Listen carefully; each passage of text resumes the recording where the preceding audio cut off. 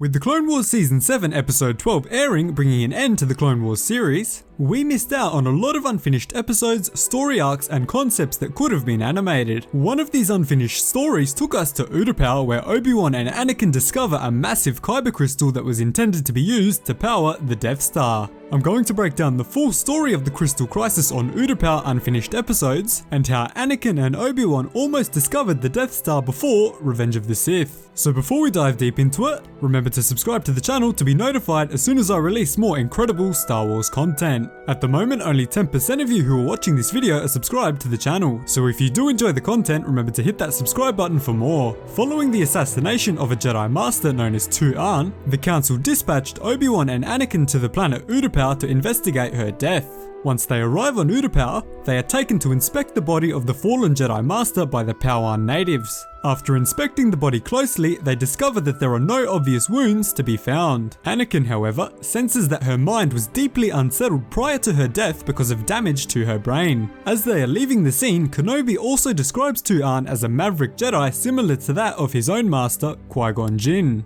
Anakin and Obi-Wan then visit the scene of the crime, where they conclude that she did not die from fall injuries because there are no broken bones in her body. Shortly after though, the two discover a small hole in a window of a far-off room, concluding that the Jedi Master was killed by a precision laser dart aimed at her optic nerve. The type of blaster used in the killing is actually the same one that Vizago carries in Star Wars Rebels. While inspecting a room near the crime scene that the dead Jedi Master was spying on, they come across a Toydarian who denies having any knowledge about her death. After some aggressive negotiation by Anakin, however, he quickly reveals that he was paid by an IG-100 Magna Guard droid to leave the building unlocked 2 days prior. Further inspection of the scene by an inspector from Utapau named June revealed the presence of slime from a species known as the Amani. Because the Amani are not a sophisticated species, Kenobi and Skywalker believe that they are working with the Separatists. As they continue their investigation, the two Jedi are called into the office of the Utapau governor, Toril Blom, who claims that the presence of the Jedi is causing the general population to feel unsettled. Kenobi reassures the governor that they are simply here to conduct an investigation into the death of a Jedi Master, and investigate whether or not Count Dooku's Separatists are involved. Anakin and Obi-Wan then travel to the undercity of Utapau, where they encounter an Amani settlement. Kenobi warns Anakin not to cause any trouble, and they begin to speak to the Amani chief.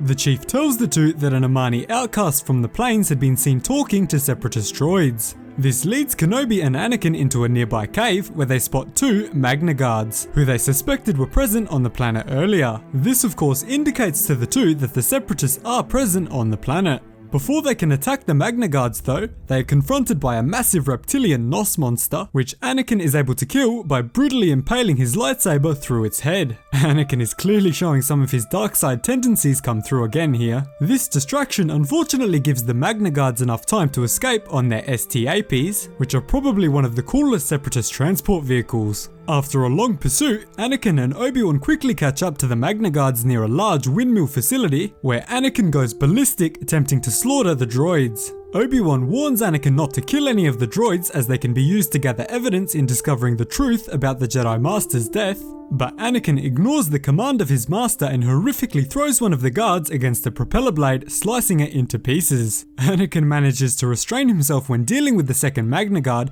this time simply jumping on top of him and overpowering him, allowing Kenobi to begin data extraction. Unfortunately, the Magna Guard activates its self-destruct feature, meaning Anakin was only able to extract a very small amount of information from it. Through this tiny amount of information gathered though, Anakin and Obi-Wan were able to conclude that the Amani people were in fact working with the Separatists. To end the first episode, the two Jedi attend the funeral ceremony of Jedi Master Ahn. Moving on to the second episode in the unfinished story reel, there are some really emotional moments between Anakin and Obi-Wan regarding Ahsoka, and some major foreshadowing of Anakin's fall to the dark side. Starting off, the two Jedi depart Power City on their Dactylian beasts, headed to an Amani village on the Utapau plains. The village is inhabited by several Amani people from the plains, who begin to attack Kenobi and Skywalker with sharp spears.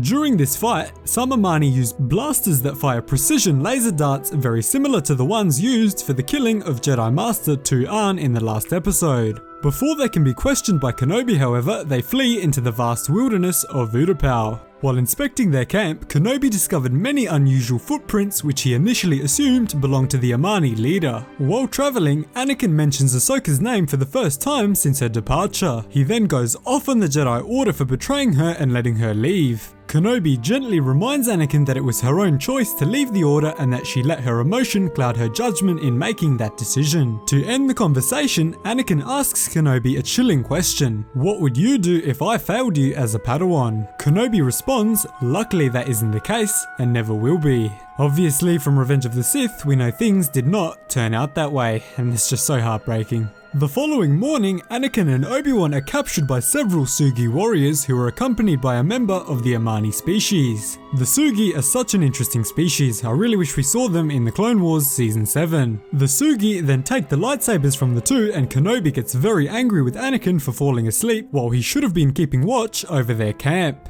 Anakin cleverly responds, claiming that he fell asleep intentionally so that the Sugi would lead them back to their camp. On the way to the camp, Skywalker pulls a very dark but also hilarious trick on one of the Sugi. He convinces him to activate Anakin's captured lightsaber, causing the blade to burst out and puncture his head. This is really dark, but something Anakin would definitely do. Anakin and Obi-Wan are eventually brought to the Sugi boss, where he believes the two are interested in buying a massive Kyber Crystal. Anakin and Kenobi realize that this is a real Kyber Crystal and attempt to buy it back from the Sugi leader unsuccessfully, because he has already come to an agreement with General Grievous and the Separatists to sell them the crystal. After failing to negotiate for the crystal, the Sugi leader contacts Count Dooku, who tells them that he should execute the two Jedi immediately. The Sugi begin firing on Anakin and Obi-Wan, but they flee from the location, eventually making their way into a weapons storage room where Anakin picks up two blasters. While inside the storage room, Obi-Wan senses a gang of Sugi immediately outside of the door, allowing Skywalker to brutally kill many of them. Anakin also pulls the same trick as earlier, activating his own lightsaber while a Sugi is holding it, causing the blade to go right through his head. Following their victory, the two Jedi finally discover the huge Kyber Crystal suspended inside of a spaceship, which they now hope to return to the Jedi Council. Moving on to episode 3, we get straight back into the drama. The escape ship that Anakin and Obi-Wan are using had been sabotaged by the Sugi that previously captured them. Because of this sabotage, the two realize that they have no way to transport the crystal onto another ship, forcing Anakin to begin taming animals in hopes that they will be able to move it.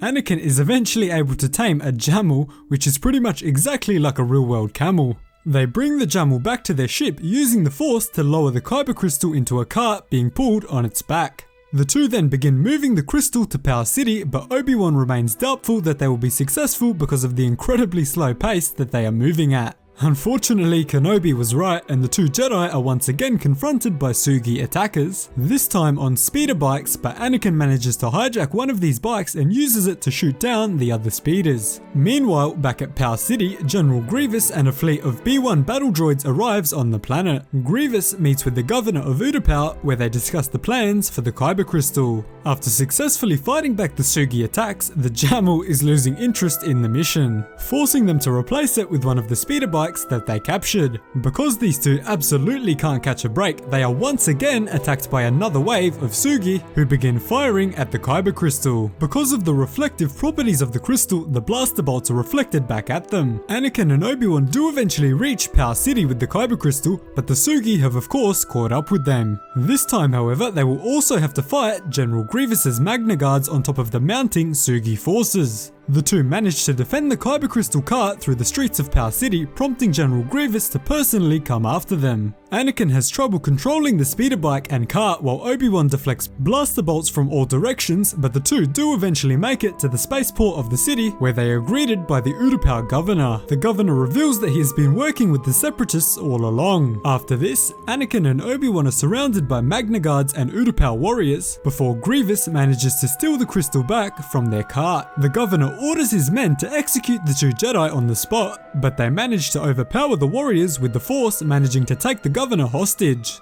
To end the third episode, the two Jedi escape and General Grievous arrives to greet the governor. Once the governor reveals that the Jedi escaped, Grievous brutally impales him with one of his lightsabers, killing him instantly. You do not want to mess around with Grievous. After that crazy end to the episode, we finally move on to the fourth one. On their stolen escape ship, Obi-Wan managed to contact the Jedi Council on Coruscant to warn them that the Kyber Crystal is now in the hands of the Separatists and General Grievous. Grandmaster Yoda warns the two Jedi that they must do what they have to do so that the crystal does not remain with Grievous. Anakin and Obi-Wan's ship comes under heavy fire, but with Anakin's immense piloting skill and Kenobi's great accuracy on the laser cannon, they manage to keep the ship together and follow the other ship which is carrying the Kyber Crystal. The ship holding the crystal eventually docks inside of a huge Separatist supply ship with Anakin following close behind, also landing his ship inside. The two quickly escape their ship, but are eventually separated inside of different hangar bays. In Kenobi's hangar bay,